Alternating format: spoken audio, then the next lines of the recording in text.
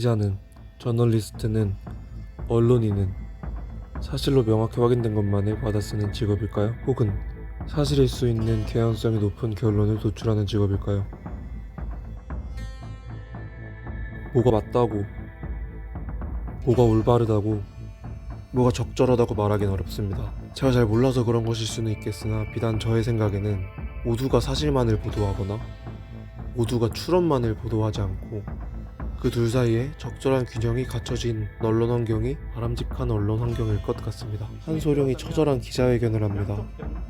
그런데 그 어떤 기관에서도 아직은 이 남자의 말이 사실이다 거짓이다 말하지 않았기 때문일까요? 이 절규를 거의 모든 매체에서, 특히 레거시 미디어에서 기사로 쓰지 않습니다. 썼다 하여도 무슨 영문인지 기사를 내립니다. 23일 오후 1시경 서울 용산 국방부 영내 경영생활관 8층에서 저를 사찰하던 신원불상의 인력에게 폭행과 협박을 당했습니다.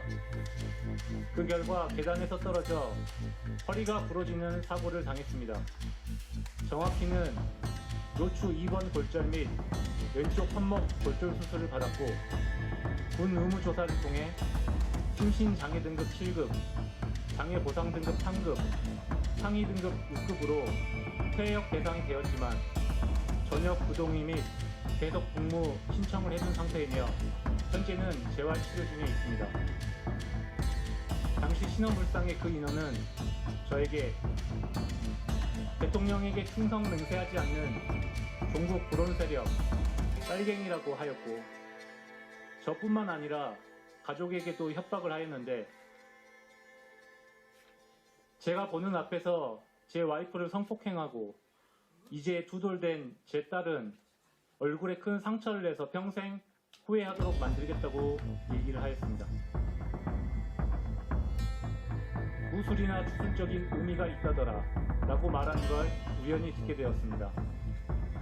이후로 저는 대통령실에 들어갔다가 이상한 얘기를 듣거나 하면 대통령실을 나와 저의 휴대전화에 보이스 녹음 형식으로 들은 내용을 녹음했습니다.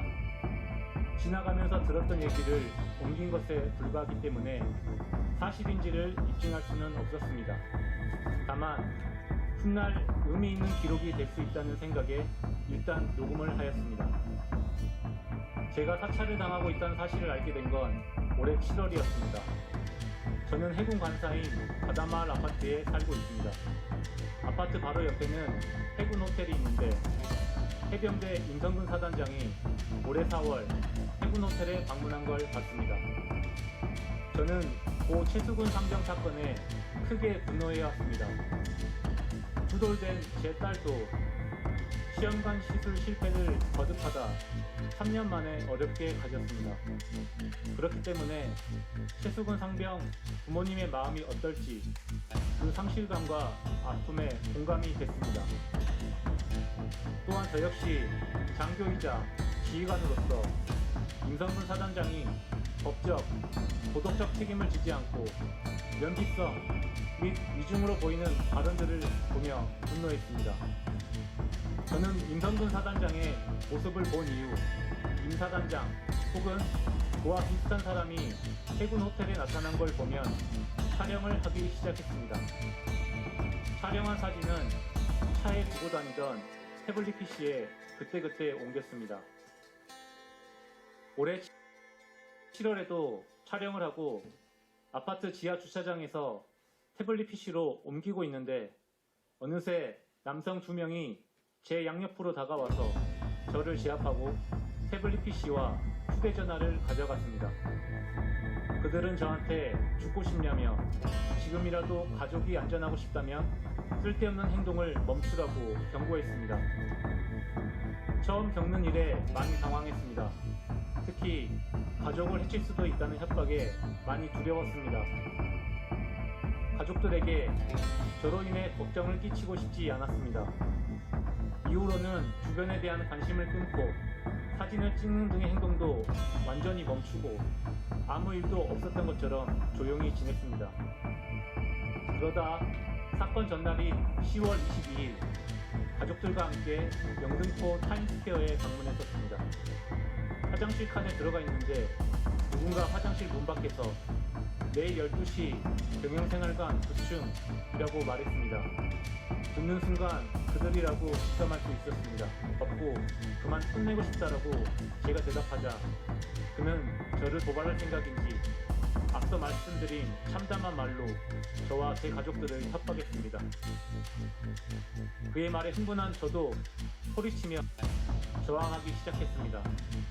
당황한 그는 저를 때리기 시작했고 저는 계단에서 떨어져 허리를 비롯한 온몸의 충격으로 정신을 잃었다가 그날 저녁 발견돼 국군 수도통합병원으로 이동되어 수술을 받게 되었습니다.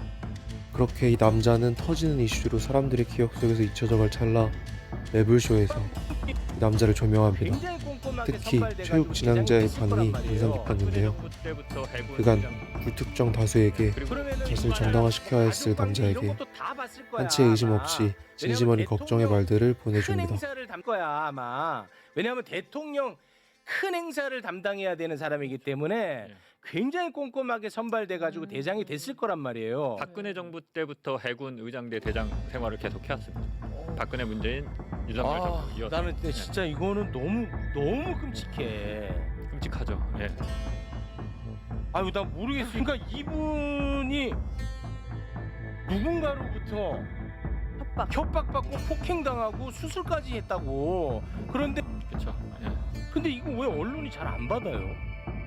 아니 너무 명백한 사안 아닌가 이거는? 기사가 별로 없어요. 예, 없어.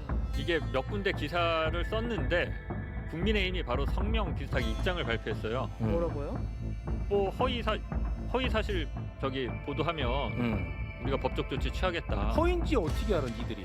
그러니까 노소룡이 자기 얘기를 입증을 못했으니까 국민의힘은 허위라고 생각하나 보죠. 그래서 몇 군데가 또 그나마 썼던 기사를 내렸어요. 그래서 지금 진짜 기사가 안 올라오긴 해요. 아니 허위인지를 어떻게 아냐고. 의심해야 합니다. 물론 어느 사건이 벌어지면 물질적, 정황적 증거를 가지고 의심해야 합니다. 명확한 팩트를 보도해야죠. 추정만 가득한 이야기는 가짜 뉴스일 뿐입니다. 그런데 그 균형이 사실과 추론 사이의 균형이 우리 언론에서는 우리 대한민국의 저널리즘에서는 조금 어긋나 있지 않나 싶습니다. 균형을 적절히 자리 잡게 해준 매불쇼에게 진심으로 감사드립니다.